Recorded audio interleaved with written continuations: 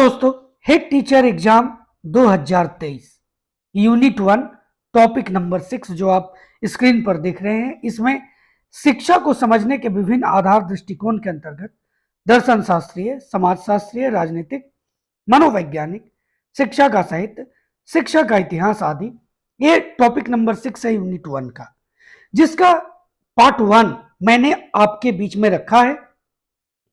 2 week हो गए हैं इस वीडियो से पहले, जिसमें मैंने आपको यूनिट 1 के टॉपिक नंबर 6 का पार्ट 1 का वीडियो आपके बीच में लाया था, जिसमें मैंने आपको दर्शन शास्त्रीय, समाज शास्त्रीय और राजनीतिक यानी शिक्षा को समझने के विभिन्न आधार दृष्टिकोण के अंतर्गत इसकी चर्चा की थी।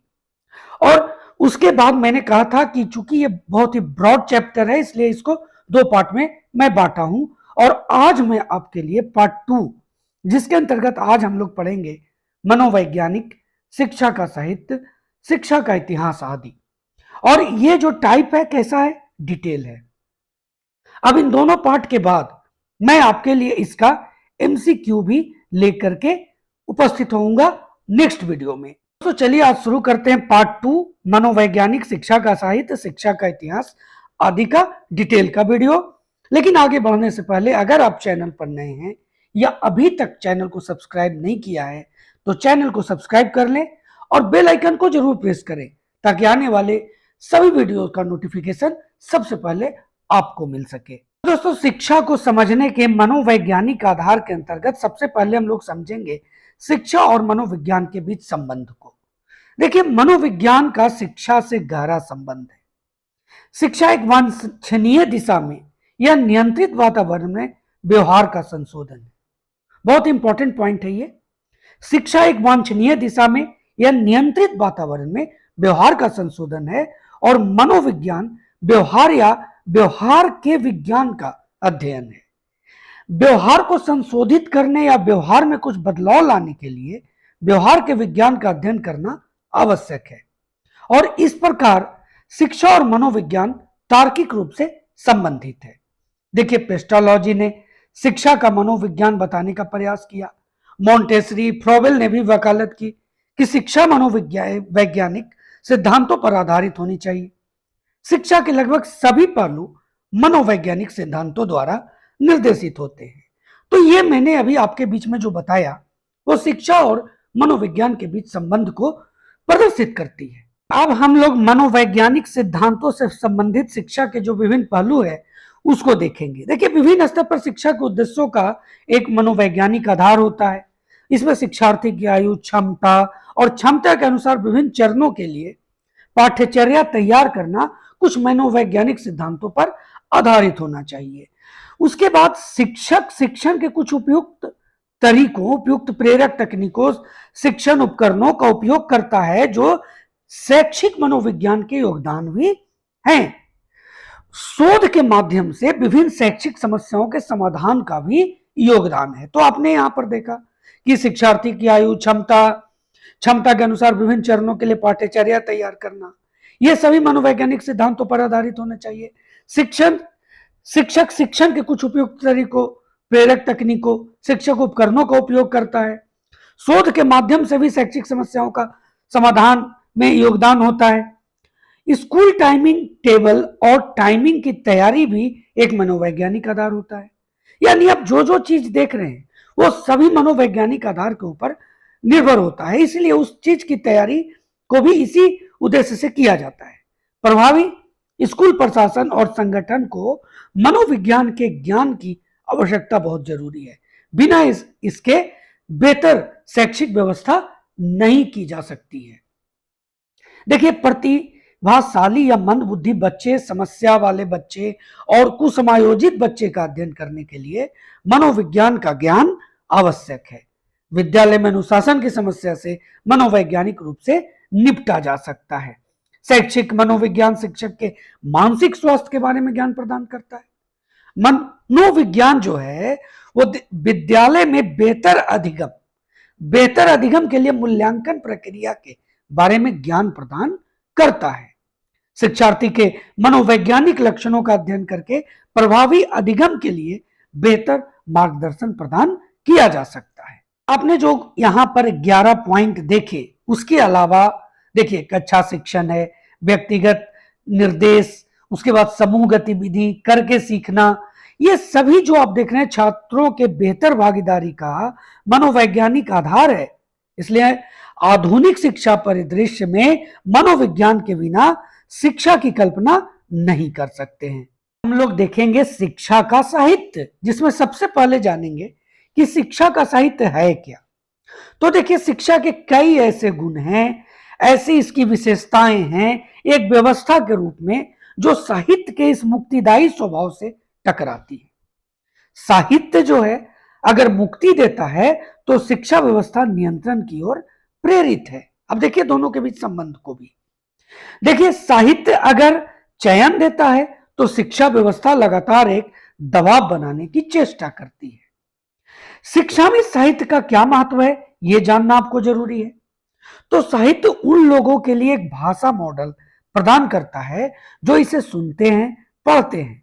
साहित्यिक ग्रंथों का उपयोग करके छात्र नए शब्द, वाक्य विन्यास और प्रवचन कार्य सीखते हैं, और वे सही वाक्य पैटर्न, मानक कहानी संरचना सीखते हैं।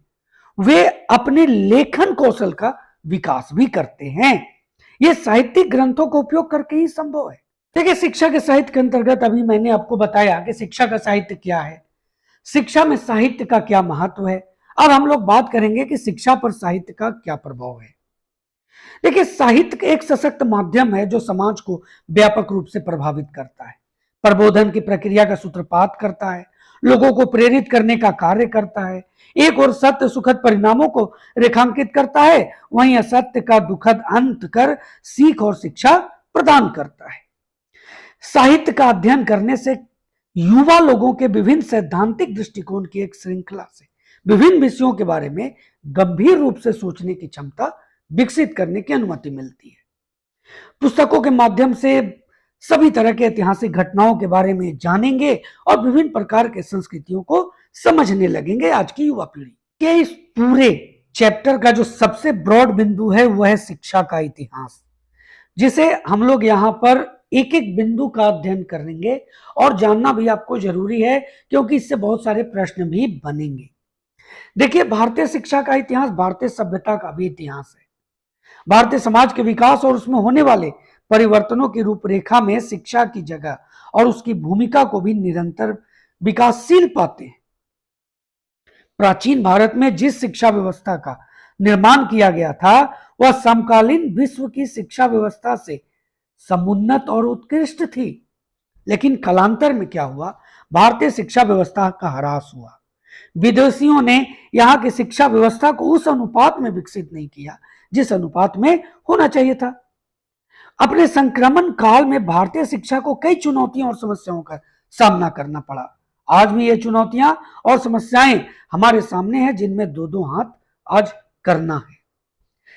देखिए 1850 तक भारत में गुरुकुल की प्रथा चली आ रही थी, लेकिन मैकाले द्वारा अंग्रेजी शिक्षा के संक्रमण के कारण भारत की जो प्राचीन शिक्षा व्यवस्था थी उसका अंत हो गया और भारत में नई गुरुकुल बंद हुए और उनके स्थान पर कॉन्वेंट और पब्लिक स्कूल खोले गए। यानी जो गुरुकुल थे, जो हम बच्चे आकर के गुरु से शिक्षा ग्रहण करते थे, आश्रम में रहते थे, वो जो गुरुकुल जो सिस्टम था वो बंद हो गए और कॉन्वेंट और पब्लिक स्कूल खुल गए।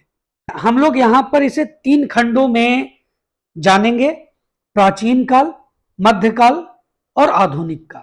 तो सबसे पहले हम लोग चर्चा करेंगे यहां पर प्राचीन काल की जो शिक्षा व्यवस्था थी भारत में, उसके बारे में। तो भारत की जो प्राचीन शिक्षा थी वो आध्यात्मिकता पर आधारित थी। शिक्षा मुक्ति एवं आत्मबोध के साधन के रूप में थी। यह व्यक्ति के लिए नहीं थी बल्कि धर्म के लिए थी। भारत की शैक्षिक एवं सांस्कृतिक परंपरा विश्व इतिहास में प्राचीनतम है, यह भी आप जान लीजिए। डॉक्टर अल्केटर के अनुसार वैदिक युग से लेकर अब तक भारतवासियों के लिए शिक्षा का अभिप्राय यह रहा है कि शिक्षा का प्रकाश का स्रोत है और जीवन के विभिन्न कार्यों में हमारा मार्ग आलोकित करती है। ये जो हम लोग देख रहे हैं ये प्राचीन काल के बारे में मैं आपको बता रहा हूं।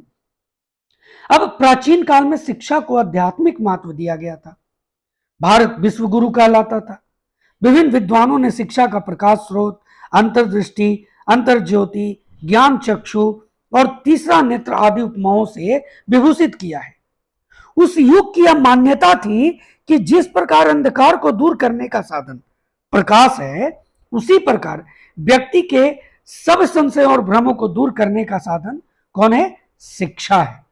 प्राचीन काल में इस बात पर बल दिया गया कि शिक्षा व्यक्ति को जीवन का यथार्थ दर्शन कराती है, इस योग्य बनाती है कि वह भव सागर की बाधाओं को पार करके अंत में मोक्ष को प्राप्त कर सके, जो कि मानव जीवन का चरम लक्ष्य है।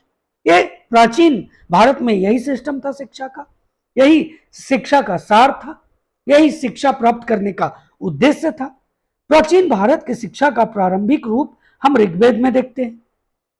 विद्यालय, गुरुकुल, आचार्य कुल, गुरु गृह माफ कीजिए, इत्यादि नामों से विदित थे। आचार्य के कुल में निवास करता हुआ गुरु सेवा और ब्रह्मचर्य व्रतधारी विद्यार्थी वेद का अध्ययन करता था, जो 4 वेद थे।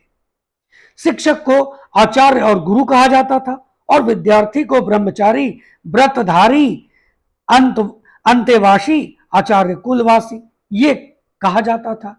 गुरु के सानिध्य में रहते थे, भिक्षा प्राप्त करते थे और इस तरह से उनकी शिक्षा पूरी होती थी। लेकिन मध्यकाल जब आया तो यहां परिवर्तन हो गया। भारत में मुस्लिम राज्य की स्थापना होते ही इस्लामी शिक्षा का प्रसार होने लगा। फारसी जानने वाले ही सरकारी कार्य के लिए योग्य समझे जाने लगे। हिंदू, अरबी और फारसी पढ़ने लगे, मजबूरी था। बादशाहों और अन्य शासकों की व्यक्तिगत रुचि के अनुसार इस्लामी आधार पर शिक्षा दी जाने लगी। इस्लाम के संरक्षण और प्रचार के लिए मस्जिदें बनती गई, साथ ही मकतबों, मदरसों और पुस्तकालयों की स्थापना होने लगी। मकतब प्रारंभिक शिक्षा के केंद्र थे। ध्यान दीजिए, मकतब क्या थे? प्रारंभिक शिक्षा के केंद्र होते थे और मदरसे उच्च शिक्षा के। मकतबों की शिक्षा धार्मिक होती थी। विद्यार्थी कुरान के कुछ अंशों का कंठस्थ करते थे। वे पढ़ना, लिखना, गणित, अर्जुन विषी और चिट्ठी पत्री भी सीखते थे। इनमें हिंदू बालक भी पढ़ते थे। मकतबों में जो शिक्षा प्राप्त कर विद्यार्थी मदरसों में प्रविष्ट होते थे। मकतबों में शिक्षा प्राप्त करते थे, जो प्रारंभिक शिक्षा होती थी, और उच्च शिक्षा के लिए कहां आते थे? मदरसों में। और यहां प्रधानता धार्मिक शिक्षा थी और यहां पर धार्मिक शिक्षा दी जाती थी। साथ ही साथ इतिहास, साहित्य, व्याकरण, तर्कशास्त्र, गणित, कानून, इसकी भी पढ़ाई होती थी। यह सब भी ऐसा नहीं था कि सिर्फ धार्मिक शिक्षा दी जाती थी, साथ ही साथ इतिहास, साहित्य, व्याकरण, तर्कशास्त्र, गणित, कानून इत्यादि की भी पढ़ाई होती थी। सरकार जो थी, अब उस समय सरकार जो राजा होते थे मध्यकाल में, तो शिक्षकों को नियुक्त करती थी। कहीं कहीं प्रभावशाली व्यक्तियों के द्वारा भी इनकी नियुक्ति होती थी। अध्यापन फारसी के माध्यम से होता था। अरबी मुसलमानों के लिए अनिवार्य पाठ्य विषय था। अब देखिए, छात्रावास का जो प्रबंध था किसी किसी मदरसे में होता था, मतलब हॉस्टल किसी किसी मदरसे में होते थे। दरिद्र विद्यार्थियों को छात्रवृत्ति मिलती थी। अनाथालयों का संचालन होता था।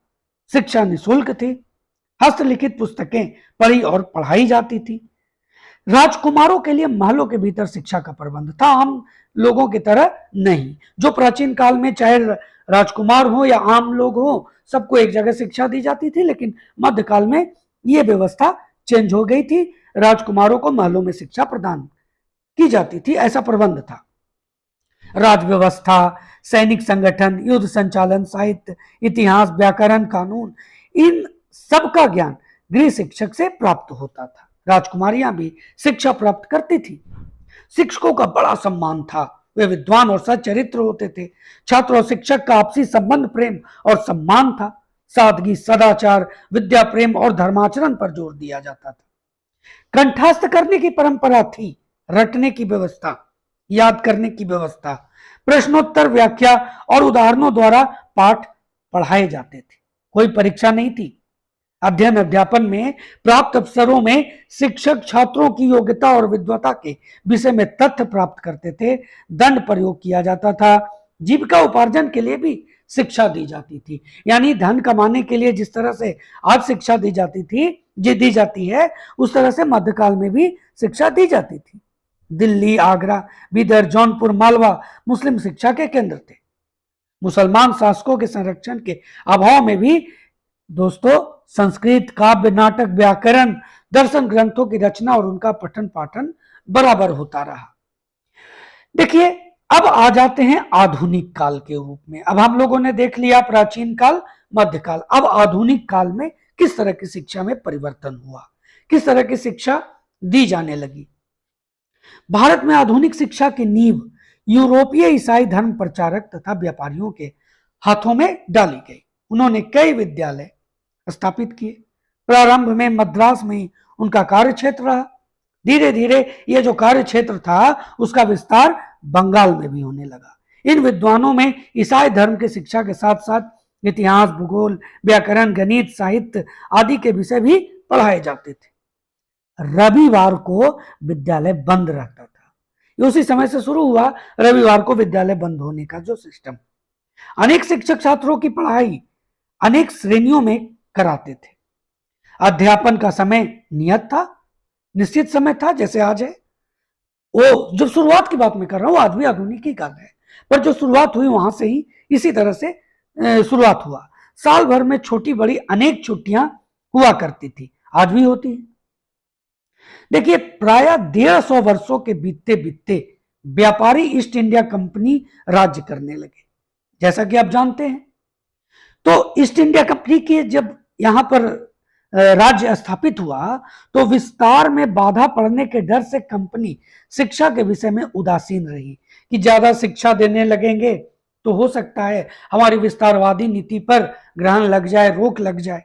फिर भी विशेष कारण और उद्देश्य से 1781 में कलकत्ते में कलकत्ता मदरसा कंपनी द्वारा 1792 में बनारस में संस्कृत कॉलेज जोनाथन डंकन द्वारा स्थापित किए गए। यह सभी को आप नोट जरूर कर लेंगे।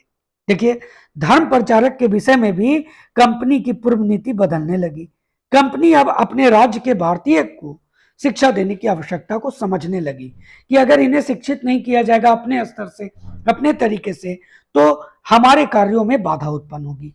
1813 का जो आज्ञा पत्र था ना, उसके अनुसार शिक्षा में धन व्यय करने का निश्चय किया गया। 1813 का जो आज्ञा पत्र है, बहुत इंपॉर्टेंट है। ये आता है भी क्वेश्चन कि आज्ञा पत्र जो ये 19वीं शताब्दी में जो स्थापित, जिसकी शुरुआत हुई आज्ञा पत्र की, वो आज्ञा पत्र कब आया? एक्चुअली में इस तरह के प्रश्न आते हैं, तो उसका जवाब होगा 1813। तो देखिए, किस प्रकार की शिक्षा दी जाए, इस पर प्राच्य और पाश्चात्य शिक्षा के समर्थकों में मतभेद रहा, वाद विवाद चलता रहा। अंत में देखिए, लॉर्ड मैकाले जब आए तो उनके तर्क वितर्क और राजा राम मोहन राय के समर्थन से प्रभावित हो 1835 इसमें लॉर्ड बेंटिंग ने निश्चय किया कि अंग्रेजी भाषा और साहित्य और यूरोपीय इतिहास, विज्ञान, इतिहास की पढ़ाई हो, और इसी में 1813 के आज्ञा पत्र में अनुमोदित धन का व्यय हो। 1 लाख रुपए का व्यय करने की बात कही गई थी, ये 1813 के घोषणा पत्र में शिक्षा पर। तो प्राच्य शिक्षा चलने लगी, परंतु अंग्रेजी और पश्चिमी विषयों के अध्ययन और अध्यापन पर जोर दिया जाए, इस पर बात हुआ। स्त्रियों की दशा सुधारने और उनकी शिक्षा के लिए ज्योतिबा फुले ने, आपने जाना होगा, पढ़ा होगा, 1848 में एक स्कूल खोला। यह इस काम के लिए देश में पहला विद्यालय था। किस काम के लिए? स्त्रियों की दशा सुधारने और शिक्षा के लिए। तो लड़कियों को पढ़ाने के लिए अध्यापिका नहीं मिली, तो उन्होंने क्या किया कि कुछ दिन तो स्वयं काम किया, और उसके बाद उनकी पत्नी थी सावित्रीबाई फुले, उसको इस योग्य बनाया कि वो शिक्षा दे सके। उच्च वर्ग के लोगों ने आरंभ से ही उनके काम में बाधा डालने की चेष्टा की, किंतु जब फुले आगे बढ़ते गए तो उनके पिता पर दबाव डालकर पति पत्नी को घर से निकलवा भी दिया गया। इसके कुछ समय के लिए उनका काम भी रुका अवश्य, पर शीघ्र ही उन्होंने एक के बाद एक बालिकाओं के 3 स्कूल खोल दिए। इससे शिक्षा पर ध्यान दिया जाने लगा। देखिए, 1853 में शिक्षा की प्रगति की जांच के लिए एक समिति बनी। 1854 में वुड डिस्पैच, आप नाम सुने होंगे, वुड डिस्पैच आया था 1854 में। तो वुड ने शिक्षा संदेश पत्र में समिति के निर्णय कंपनी के पास भेज दिए गए। संस्कृत, अरबी और फारसी का ज्ञान आवश्यक समझा जाने लगा और औद्योगिक विद्यालयों और विश्वविद्यालयों की स्थापना का प्रस्ताव रखा गया। प्रांतों में शिक्षा विभाग, अध्यापक प्रशिक्षण, नारी शिक्षा इत्यादि की सिफारिश की गई। 1857 में जो स्वतंत्रता का प्रथम युद्ध छिड़ा, जिससे शिक्षा की प्रगति में थोड़ी बाधा उत्पन्न हुई। प्राथमिक जो शिक्षा थी वो उपेक्षित ही रही, उच्च शिक्षा की उन्नति होती गई। 1857 में कलकत्ता, बंबई और मद्रास में विश्वविद्यालय स्थापित हुए। मुख्य रूप से प्राथमिक शिक्षा की दशा की जांच करते हुए शिक्षा के प्रश्नों पर विचार करने के लिए 1882 में, बहुत इंपॉर्टेंट है, सर विलियम विल्सन हंटर की अध्यक्षता में भारतीय शिक्षा आयोग की नियुक्ति हुई। आयोग ने प्राथमिक शिक्षा के लिए उचित सुझाव दिए। सरकारी प्रयत्न को माध्यमिक शिक्षा से हटाकर प्राथमिक शिक्षा में संगठन में लगाने की सिफारिश की। सरकारी माध्यमिक स्कूल प्रत्येक जिले में एक से अधिक न हो, शिक्षा का माध्यम माध्यमिक स्तर में अंग्रेजी रहे, माध्यमिक स्कूलों के सुधार और व्यावसायिक शिक्षा के प्रसार के लिए आयोग ने सिफारिश की। सहायता, अनुदान प्रथा, सरकारी शिक्षा विभागों का सुधार, धार्मिक शिक्षा, स्त्री शिक्षा, मुसलमानों की शिक्षा इत्यादि पर भी आयोग ने प्रकाश डाला। आयोग की सिफारिशों से भारतीय शिक्षा में उन्नति हुई, विद्यालयों की संख्या बढ़ी, सब चीज हुआ। भारतीय शिक्षा बहुत तेज गति से आगे बढ़ी। नगरों में नगर पालिका और गांवों में जिला परिषद का निर्माण हुआ और शिक्षा आयोग ने प्राथमिक शिक्षा को इन पर छोड़ दिया, परंतु इससे विशेष कोई लाभ नहीं हुआ। प्राथमिक शिक्षा की दशा सुधर ही नहीं पाई। सरकारी शिक्षा विभाग माध्यमिक शिक्षा की सहायता करता रहा। शिक्षा का माध्यम अंग्रेजी ही रही, मातृभाषा की उपेक्षा होती गई। शिक्षा संस्थाओं और शिक्षितों की संख्या बढ़ी, शिक्षा का स्तर गिरता गया। देश की उन्नति चाहने वाले भारतीयों में व्यापक और स्वतंत्र शिक्षा, राष्ट्रीय शिक्षा की आवश्यकता का बोध होने लगा। स्वतंत्रता प्रेमी भारतीयों और भारत प्रेमियों ने सुधार का काम उठा लिया। 1870 में बाल गंगाधर तिलक और उनके सहयोगियों द्वारा पूना में फर्गुसन कॉलेज, 1886 में आर्य समाज द्वारा लाहौर में दयानंद एंग्लो वैदिक कॉलेज और 1898 में काशी में श्रीमती एनी बेसेंट द्वारा सेंट्रल हिंदू कॉलेज स्थापित किए गए। ये सभी आप नोट जरूर कर लेंगे। 1894 के कोल्हापुर रियासत के राजा छत्रपति साहू जी महाराज ने दलित और पिछड़ी जाति के लोगों के लिए विद्यालय खोले और छात्रावास बनाए। इससे उनमें शिक्षा का प्रसार हुआ और सामाजिक स्थिति बदलने लगी। 1992 तक, माफ कीजिए 1922 तक पिछड़ी जातियों समेत समाज के सभी वर्गों के लिए अलग अलग सरकारी संस्थाएं खोलने की पहल की। 1901 में लॉर्ड कर्जन ने शिमला में एक गुप्त शिक्षा सम्मेलन किया था, जिसमें 152 प्रस्ताव स्वीकृत हुए थे। इनमें कोई भारतीय नहीं था और न सम्मेलन के निर्णयों का प्रकाशन ही हुआ। इसको भारतीयों ने अपने विरुद्ध रचा हुआ षड्यंत्र समझा। कर्जन को भारतीयों का सहयोग भी नहीं मिल सका। प्राथमिक शिक्षा की उन्नति के लिए कर्जन ने उचित रकम की स्वीकृति दी, शिक्षकों के प्रशिक्षण की व्यवस्था की, शिक्षा अनुदान पद्धति और पाठ्यक्रम में सुधार किया। कर्जन का यह मत था कि प्राथमिक शिक्षा मातृभाषा के माध्यम से दी जानी चाहिए। माध्यमिक स्कूलों पर सरकारी शिक्षा विभाग और विश्वविद्यालय दोनों का नियंत्रण आवश्यक मान लिया गया। आर्थिक सहायता भी बढ़ा दी थी कर्जन ने। पाठ्यक्रम में सुधार किया गया। 1911 में गोपाल कृष्ण गोखले ने प्राथमिक शिक्षा को निःशुल्क और अनिवार्य करने का प्रयास किया। अंग्रेजी सरकार और उसके समर्थकों के विरोध के कारण वे सफल न हो सके। 1913 में भारत सरकार ने शिक्षा नीति में अनेक परिवर्तनों की कल्पना की, लेकिन प्रथम विश्व युद्ध के कारण कुछ न हो पाया। प्रथम जो महायुद्ध था उसके समाप्त होने पर कलकत्ता विश्वविद्यालय आयोग नियुक्त हुआ। आयोग ने शिक्षकों के प्रशिक्षण, इंटरमीडिएट कॉलेजों की स्थापना, हाई स्कूल और इंटरमीडिएट बोर्डों की संगठन, शिक्षा का माध्यम, ढाका में विश्वविद्यालय की स्थापना, सभी आप देख लीजिए। यहाँ पर कलकत्ते में कॉलेजों की व्यवस्था, वैतनिक उपकुलपति, परीक्षा, मुस्लिम शिक्षा, स्त्री शिक्षा, व्यवसायिक और औद्योगिक शिक्षा आदि विषयों पर सिफारिशें। बंबई, बंगाल, बिहार, आसाम आदि प्रांतों में प्राथमिक शिक्षा कानून बनाए जाने लगे। माध्यमिक क्षेत्र में भी उन्नति होती गई, छात्रों की संख्या बढ़ी, माध्यमिक पाठ्य में वाणिज्य और व्यवसाय रखे गए, स्कूल लिविंग सर्टिफिकेट परीक्षा चली, अंग्रेजी का महत्व बढ़ता गया, अधिक संख्या में शिक्षकों का ट्रेनिंग भी होने लगा। 1916 तक भारत में 5 विश्वविद्यालय थे, अब 7 नए विश्वविद्यालय स्थापित किए गए। बनारस हिंदू विश्वविद्यालय, मैसूर विश्वविद्यालय 1916, पटना विश्वविद्यालय 1917, उस्मानिया विश्वविद्यालय 1918, अलीगढ़ मुस्लिम विश्वविद्यालय 1920 और लखनऊ और ढाका विश्वविद्यालय 1921 में स्थापित हुए। दिल्ली 1922 में, देखिए सब बहुत इंपॉर्टेंट है, ये आपको नोट करना है। दिल्ली 1922, नागपुर 1923, आगरा 27, आंध्र 26 और अन्नामलाई भी 26 में विश्वविद्यालय स्थापित हुए। बंबई, पटना, कलकत्ता, पंजाब, मद्रास, इलाहाबाद विश्वविद्यालयों का पुनर्गठन हुआ, कॉलेजों की संख्या में वृद्धि होती गई, व्यवसायिक शिक्षा, स्त्री शिक्षा, मुसलमानों की शिक्षा, हरिजनों की शिक्षा तथा अपराधी जातियों की शिक्षा में भी उन्नति होती गई। ये जो भी मैं आपको बता रहा हूं अक्षरशः आपको उसको ध्यान देना है, उसको नोट करना है। 1930-35 के बीच संयुक्त प्रदेश में बेकारी की समस्या के समाधान के लिए समिति बनी और व्यवहारिक शिक्षा पर जोर दिया गया। इंटरमीडिएट की पढ़ाई के 2 वर्ष में से 1 वर्ष स्कूल के साथ कर दिया जाए, जिससे 11 वर्ष की हो, ऐसा प्रस्ताव था। बाकी जो 1 वर्ष हो वो बीए के साथ जोड़ करके बीए पाठ्यक्रम को 3 वर्ष का कर दिया जाए, ऐसा ये प्रस्ताव आया। और माध्यमिक जो है वो 6 वर्ष के 2 भागों 3 वर्ष का निम्न माध्यमिक और 3 वर्ष का उच्च माध्यमिक।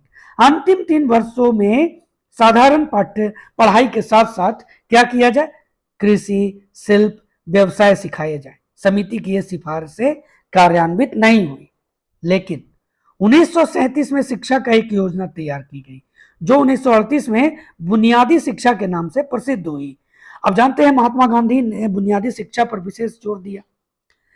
7 से 11 वर्ष के बालक बालिकाओं की शिक्षा अनिवार्य हो, शिक्षा मातृभाषा में हो, हिंदुस्तानी पढ़ाई जाए, चरखा, करघा, कृषि, लकड़ी का काम शिक्षा का केंद्र हो, जिसकी बुनियाद पर साहित्य, भूगोल, इतिहास, गणित की पढ़ाई हो। 1945 में इसमें परिवर्तन किए गए और परिवर्तन योजना का नाम रखा गया नई तालीम, जिसके 4 भाग थे।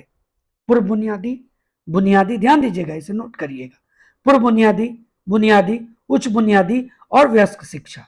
हिंदुस्तानी तालीमी संघ, भारतीय शैक्षिक संघ पर इसका संचालन भार छोड़ दिया गया। अब देखिए 1945 में द्वितीय विश्व युद्ध समाप्त हुआ तो होते होते सार्जेंट योजना का निर्माण हुआ। 6 से 14 वर्ष की अवस्था के बालकों तथा बालिकाओं के लिए अनिवार्य शिक्षा हो। जूनियर जो बेसिक स्कूल है, सीनियर बेसिक स्कूल, साहित्यिक हाई स्कूल और व्यावसायिक हाई स्कूल की पढ़ाई 11 वर्ष की अवस्था से 17 वर्ष की अवस्था तक हो, जिसके बाद विश्वविद्यालय में प्रवेश हो। डिग्री पाठ्यक्रम 3 वर्षों का हो। इंटरमीडिएट कक्षा पूरी तरह से समाप्त कर दिया जाए। 5 से कम अवस्था वालों के लिए नर्सरी स्कूल हो, माध्यम मातृभाषा हो। देखिए जब भारत आजाद हुआ जो तो आजादी के बाद राधा कृष्णन आयोग, सब आप नोट कीजिएगा, 1948-49, माध्यमिक शिक्षा आयोग, मुदालियर आयोग जिसे कहते हैं 1953, विश्वविद्यालय अनुदान आयोग 1953, कोठारी शिक्षा आयोग 1964, राष्ट्रीय शिक्षा नीति 1968, पहली राष्ट्रीय शिक्षा नीति, नवीन राष्ट्रीय शिक्षा नीति 1986 और जो अभी नई राष्ट्रीय शिक्षा नीति है 2020, इसके द्वारा भारतीय शिक्षा व्यवस्था को समय समय पर सही दिशा देने की गंभीर कोशिश की गई है और की जा रही है। दोस्तों यह था हेड टीचर एग्जाम 2023 के यूनिट 1 का टॉपिक नंबर 6 का पार्ट 2 का वीडियो, जिसमें हम लोगों ने पढ़ा कि शिक्षा को समझने के विभिन्न आधार दृष्टिकोण के तहत मनोवैज्ञानिक दृष्टिकोण, आधार, शिक्षा का साहित्य और विशेष रूप से शिक्षा का इतिहास, इसके बारे में पूरी जानकारी हम लोगों ने यहाँ पर ग्रहण किया। दोस्तों इसी तरह से आपको आगे भी मैं आपका रिवीजन कराते रहूंगा। अगर आपने पार्ट 1 नहीं देखा है तो उसका लिंक डिस्क्रिप्शन बॉक्स में है, जहां से जा करके आप उस वीडियो को देख सकते हैं और उससे जानकारी हासिल कर सकते हैं। और जैसा कि आप जानते हैं, जो प्लेलिस्ट है मेरा वो क्या है, हिमांशु क्लासेस रिवीजन। वो उस प्लेलिस्ट पर जाकर के आप जितने भी जो मैं रिवीजन के दौरान आप अभी तक का जो वीडियो आपके लिए अपलोड किया है वो भी आप देख सकते हैं। तो दोस्तों एक बार फिर मैं आपसे कहना चाहूंगा कि आप चैनल को सब्सक्राइब जरूर कर लें, बेल आइकन को जरूर प्रेस करें ताकि आने वाले सभी वीडियोस का नोटिफिकेशन सबसे पहले आपको मिल सके।